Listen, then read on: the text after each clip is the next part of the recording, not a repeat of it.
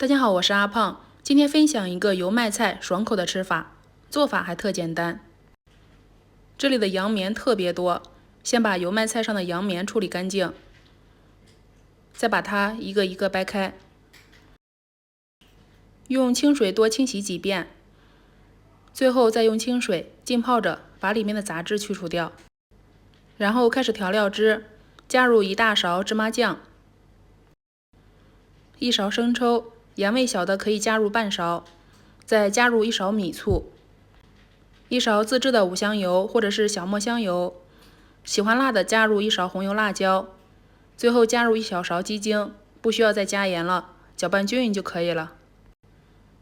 现在把油麦菜中间切一刀，水开后加入1小勺食用油、1小勺盐、1小勺食用碱，放进油麦菜，不要烫时间太长，大约3秒左右，控水捞出，迅速放到凉水里面。这样做的油麦菜长时间氧化都不会变黑。最后控干水分，捞出来，再把之前调好的料汁倒进来，加点小米椒点缀一下，就完成了。是不是特别简单？这样做的麻酱油麦菜，在炎热的夏天，每天吃1盘都不会腻，特别好吃，清脆爽口，非常的不错。